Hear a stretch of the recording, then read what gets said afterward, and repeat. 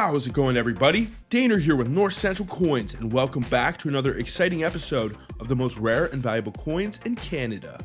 Today we're going to be discussing a rare Canadian loonie or dollar coin, which if you didn't know has the potential to be worth some really good money.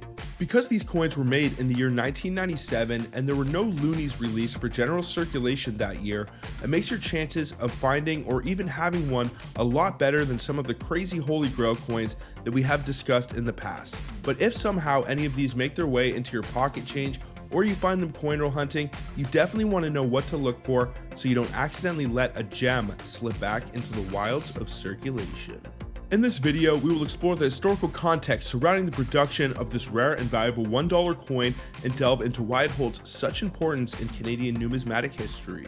Additionally, we will discuss any distinguishing and identifying features, its significance among collectors, and also the potential value if you happen to own or find a legitimate example. Before I do get into this, I would really appreciate if you guys would smash that thumbs up, subscribe if you're new, and also ring that bell notification so you can stay up to date with my new content as it is being released. And make sure to stay to the end of the video if you'd like to find out how much you can actually get for these coins if you do happen to find or own one. And then without any further ado, what do you say we get right into it and discuss the Canadian 1997 Flying Loon, Proof-like, and Silver Proof Loonies. Let's get it, guys.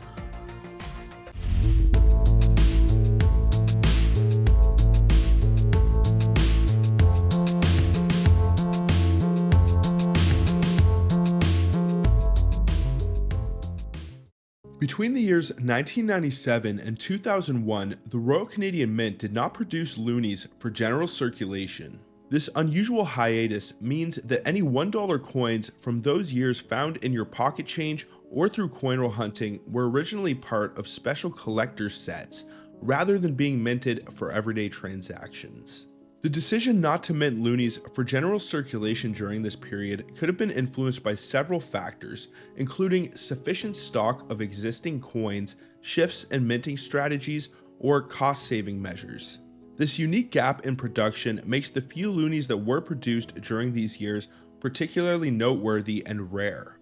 In 1997, to commemorate the 10th anniversary of the iconic loonie, which was introduced in 1987, the Royal Canadian Mint released several special versions of the $1 coin. One of the standout pieces from that year is the Flying Loon Proof-like loonie. This coin features a unique depiction of a loon taking flight, capturing a dynamic and elegant moment in nature, distinct from the standard loonie design. This unique reverse design also bears the dual date of 1987 to 1997, celebrating a decade since the loonie became a staple in Canadian currency. Although these NIFC coins were not released in general circulation, they were included exclusively in sets meant for collectors, adding to their exclusivity and scarcity. The most rare of all of the 1997 Canadian $1 coins that you might actually stumble across in your pocket change is the proof-like version of this Flying Loon dollar coin.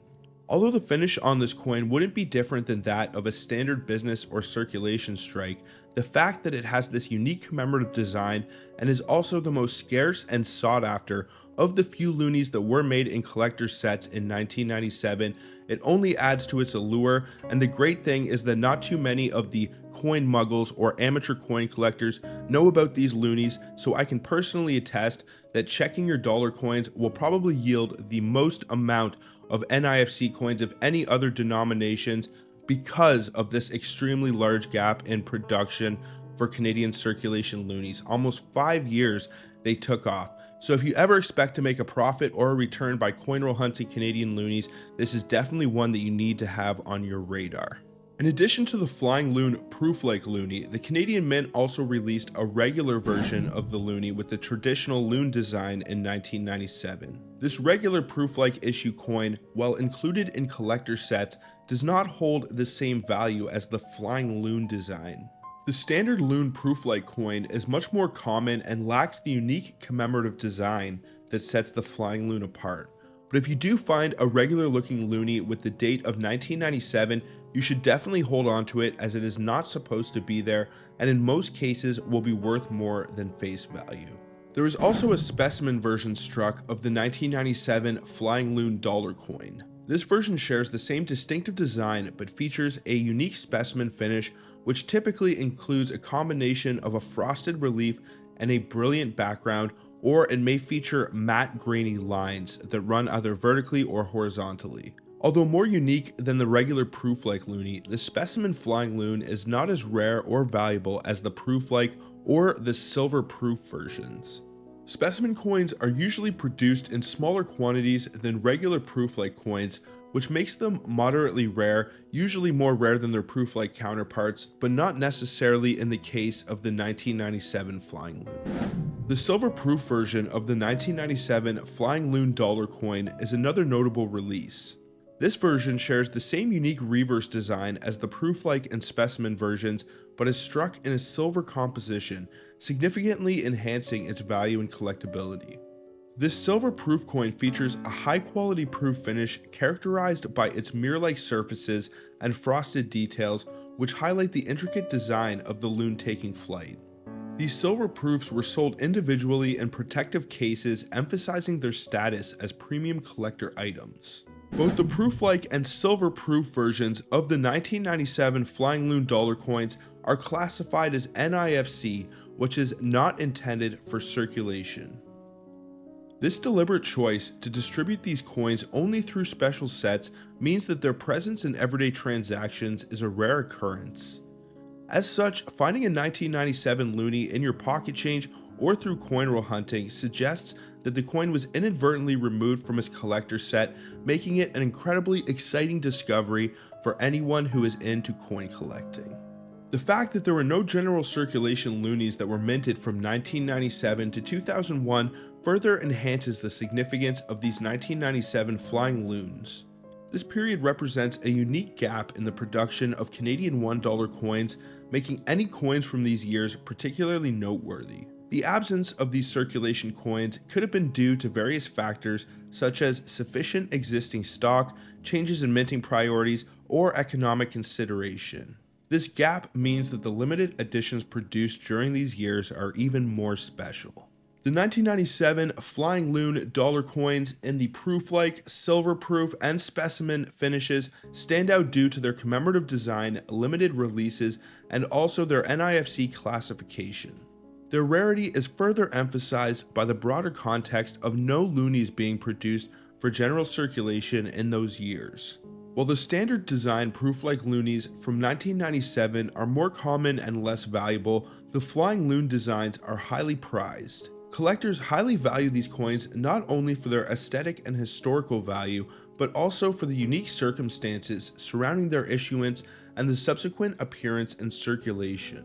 All of these factors combine to make these 1997 Flying Loon dollar coins highly sought after and potentially valuable additions to any coin collection.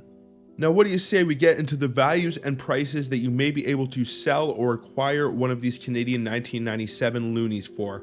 First, we will start with the standard issue or design 1997 Canadian Loon. This coin is only available in proof-like sets, so it gets an NBU designation. If you were to find one in your pocket change and it's scored around an NBU 64, which isn't the greatest condition, but it is still pretty mint, it'll be worth around $10, and the maximum value that you can get for it is around $30 for an NBU 67. Now, if you're able to find the Flying Loon design on the 1997 Canadian Loonie, which will mean that it will have that unique depiction of a loon taking flight on the reverse, as well as the double date of 1987 to 1997, if it is in the proof-like finish, which will mean that it will look the same as a Canadian business or circulation strike, it can be worth around $30 for an NBU 64 and all the way up to $70 for an NBU 67. If it's scored any higher than that, you could easily be talking a $200 to $300 coin.